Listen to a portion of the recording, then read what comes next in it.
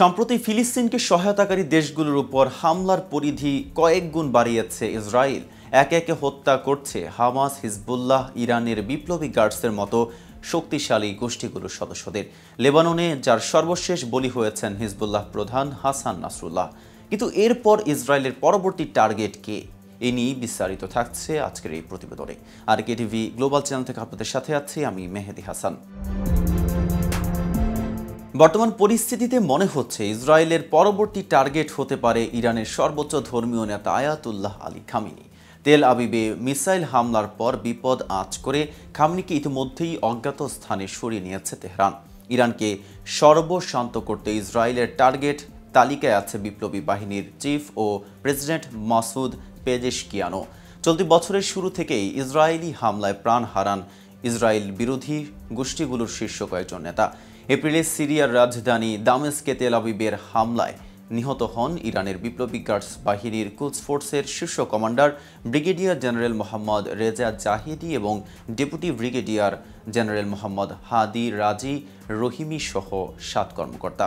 এই হত্যার প্রতিশোধ স্বরূপ কয়েক শত ড্রোন ও ক্ষেপণাস্ত্র দিয়ে ইসরায়েলে হামলা চালায় ইরান। তখনই তেহরানের এ পদক্ষেপকে বড় ভুল আখ্যা দিয়ে হুঁশিয়ারি দিয়েছিল তেল আবিব। ঠিক তারপরের মাসে রহস্যজনকভাবে হেলিকপ্টার দুর্ঘটনায় মৃত্যু হয় ইরানের প্রেসিডেন্ট ইব্রাহিম রাইসি ও পররাষ্ট্রমন্ত্রী আমির আবদুল্লাহিয়ানের। অভিযোগের তীর ইসরায়েলের দিকে থাকলেও হামলার দায়ভার স্বীকার করেননি নেতানিয়াহু। 1 মাস বাদে জুলাইয়ে ইরানের নবনির্বাচিত প্রেসিডেন্ট মাসুদ পেজেশকিয়ানের শপথ গ্রহণ অনুষ্ঠানে অংশ নিতে এসে ইসরায়েলের টার্গেট হামলায় নিহত হন হামাসের রাজনৈতিক শাখার প্রধান ইসমাইল হানিয়া। একে একে পথের কাঁটা সরিয়ে ফেলে একচ্ছত্র আধিপত্য বিস্তার যেন ইসরায়েলের প্রধান লক্ষ্য।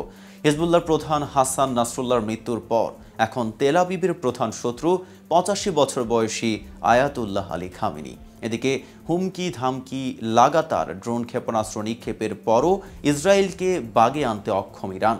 এজন্য ইরানের গোয়েন্দা তৎপরতায় দুর্বলতা আর সামরিক ও অর্থনৈতিক সক্ষমতার ঘাটতিকে দুষছে বিশ্লেষকরা। এদিকে ইরানের সর্বোচ্চ ধর্মীয় নেতা আয়াতুল্লাহ আলী খামেনি লেবাননের হিজবুল্লাহর প্রধান হাসান নাসরুল্লাহকে তাকে হত্যার ইসরায়েলি চক্রান্ত সম্পর্কে সতর্ক করে দিয়েছিলেন। লেবানন থেকে নাসরুল্লাহকে পালিয়ে যাওয়ার পরামর্শ দিয়েছিলেন তিনি।